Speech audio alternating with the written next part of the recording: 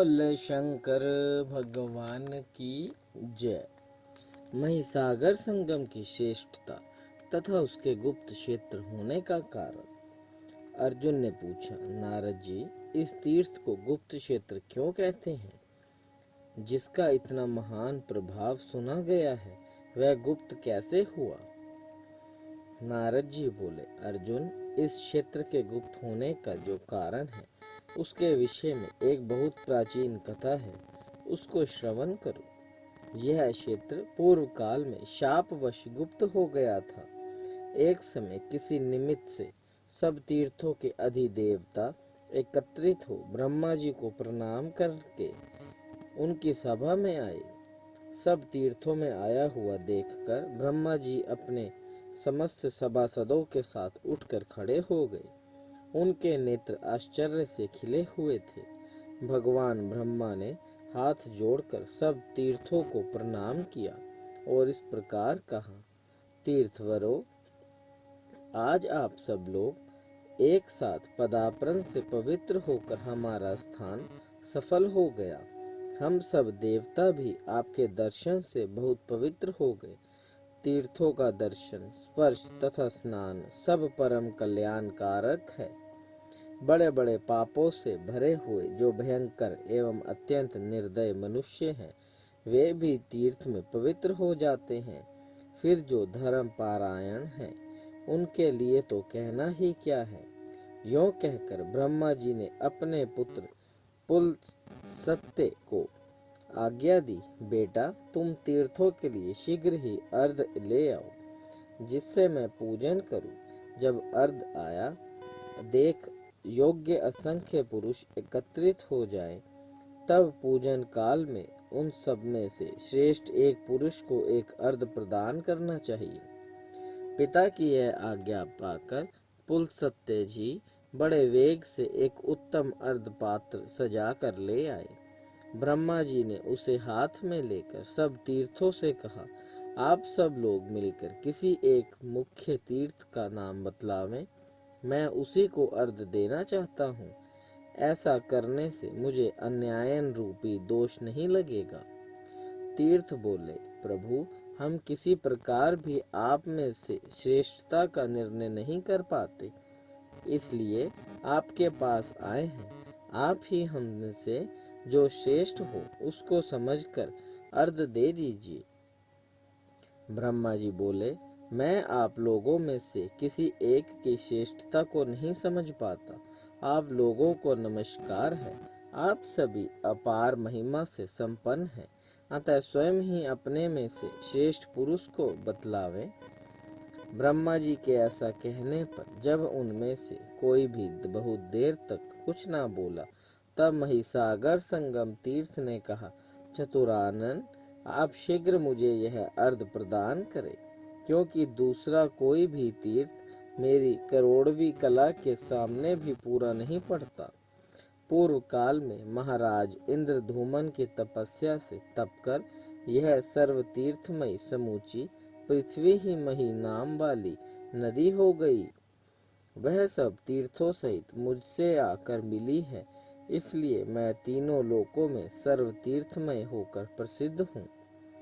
तीर्थराज, महिसागर संगम के ऐसा कहने पर अन्य सब तीर्थ मौन रहे। देखें ब्रह्मा जी हमारे विषय में क्या सोचते हैं। यह सोचकर कोई कुछ न बोले। तब ब्रह्मा जी के ज्येष्ठ पुत्र धर्म ने अपनी दाहिनी भुजा उठाकर इस प्रकार कहा, अहो, बड़े कष्ट की बात है। इस तीर्थराज महिसागर संगम ने मोहवश बड़ी कुत्सित बात कह डाली है। साधु पुरुषों को उचित है कि वे अपने में अच्छे गुण होते हुए भी उनका अपने ही मुख से बखान न करें। जो भरी सभा में दूसरों पर आपेक्ष करते हुए अपने गुणों का वर्णन करता है, वह रजोगुणी, अहंकारी तथा निंदित है। इसलिए यह तीर्थ इन सब गुणों के साथ रहते हुए भी अपने अहंकार का कारण विख्यात न होगा। इसका स्वरूप विध्वस्त सा हो जाएगा। धर्मदेव के ऐसा कहने पर सब ओर हाहाकार का शब्द गूंज उठा। तब योगीश्वर स्कंद जी तथा मैं दोनों शीघ्रता पूर्वक वहां जा पहुंचे। कार्तिकेय ने उस देव समाज में धर्म से इस प्रकार कहा, धर्म, तुमने दृष्टता के कारण जो यह शाप दे डाला है वह अनुचित ही हुआ है। कोई भी बतावे तो सही कि तीनों लोकों में विद्यमान समस्त तीर्थों में से कौन सा ऐसा तीर्थ है जिससे यह महिसागर संगम अर्ध पाने का अधिकारी नहीं है। इस तीर्थराज ने अपने जिस गुण का वर्णन किया है वह सब इसमें मौजूद है। ऐसी दशा में कौन सी बुराई हो गई, क्योंकि अवगुणों को तो झूठ बोलने में और सत्य कहने में नहीं, अहो, जो सबका पालन करने वाले हैं उनके द्वारा ऐसा बर्ताव होना कदापि उचित नहीं है। यदि वे भी विचार न करके ऐसे कार्य करेंगे तब प्रजा किसकी शरण में जाएगी। स्कंद स्वामी की ऐसा कहने पर धर्म ने इस प्रकार उत्तर दिया, आपका यह कहना कठिन नहीं ठीक है कि यह महिसागर संगम सब तीर्थों में प्रधान होने और ब्रह्मा जी से अर्ध पाने के सर्वार्थ योग्य है, किंतु साधु पुरुषों का यह सनातन नियम है कि अपने ही मुंह से अपने गुणों का बखान नहीं करना चाहिए। दूसरों का किया हुआ आपेक्ष और अपनी प्रशंसा, ये दो दोष ब्रह्मा जी को भी अपने पद से विचलित कर सकते हैं। दूसरों पर आपेक्ष करते हुए अपनी प्रशंसा करने वाले राजा ययाति क्या स्वर्ग से नीचे नहीं गिर गए थे। बुद्धिमान ईश्वर ने पूर्व काल में जो जो बातें प्रमाणित कर दी हैं उन सब का भली भांति पालन करना चाहिए। कौन विद्वान उनका उल्लंघन कर सकता है। कार्तिकेय जी, आपके पिता ने आदेश देकर जिस कार्य के लिए हमें नियुक्त किया है हम सदा उसी का पालन करते हैं, आपको भी उसका पालन करना चाहिए। यूं कहकर धर्म जब अपनी मुद्रा त्याग देने को तैयार हो गए तब मैंने उस प्रस्ताव पर विचार करके यह बात कही, विश्व को धारण करने वाले परम महात्मा महान पुरुष धर्म को नमस्कार है। ब्रह्मा, विष्णु और शिव भी जिनकी प्रतिदिन पूजा करते हैं उन पापनाशी धर्म को नमस्कार है। धर्म, यदि कदाचित आप मुद्रा त्याग देंगे तो हम सब लोगों को की सत्ता कैसे रह सकती है। प्रभु, आप इस विश्व को नाश ना कीजिए। योगीश्वर कार्तिकेय को आप सम्मान देने योग्य हैं। ये साक्षात भगवान शंकर के पुत्र हैं, अतः उन्हीं की भांति हम सबके लिए माननीय हैं। मानंद, आपने इस तीर्थराज को विख्यात न होने का जो शाप दे दिया है उसका निवारण करने के लिए अनुग्रह कीजिए। मेरे ऐसा कहने पर ब्रह्मा जी ने मेरी प्रशंसा करते हुए कहा, धर्म, नारद ने अच्छी बात कही है, तुम इनकी बात मानो।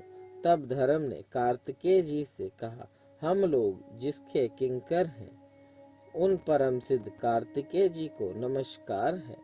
स्कंद, मेरे नाथ, मेरी यह विनय ध्यान देकर सुनिए। स्तंभ अर्थात गर्व के कारण यह महातीर्थ अप्रसिद्ध होगा, तथापि शनिवार की अमावस्या को महिसागर की यात्रा करने से जो फल मिलेगा उस पर ध्यान दीजिए। प्रभास की 10 बार, पुष्कर की 7 बार और प्रयाग की 8 बार यात्रा करने से जो फल होता है वही फल इसकी 1 बार की यात्रा प्राप्त हो जाएगी। इस प्रकार वरदान देने पर कार्तिकेय जी मन ही मन बहुत प्रसन्न हुए। ब्रह्मा जी ने भी एकाग्रचित्त होकर स्तंभ तीर्थ को अर्घ दिया और उसे सब तीर्थों में श्रेष्ठ प्रदान की। फिर सब तीर्थों और स्कंद स्वामी को सम्मान देकर विदा किया। इस तीर्थ के गुप्त होने का यही प्राचीन वृत्तांत है। इस प्रकार मैंने तुमसे संपूर्ण तीर्थ के महान फल का वर्णन किया। यह सब आदि से ही सुनकर पुरुष सब पापों से मुक्त हो जाता है। सूत जी कहते हैं, यह सब सुनकर विस्मय में पड़े हुए अर्जुन ने उस तीर्थ की बड़ी प्रशंसा की और नारद आदि से विदा लेकर द्वारका को प्रस्थान किया। बोले शंकर भगवान की जय।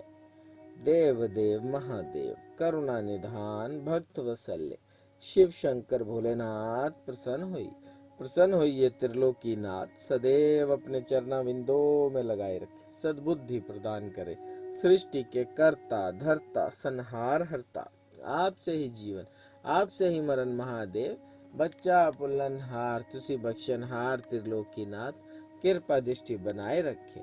हर हर महादेव।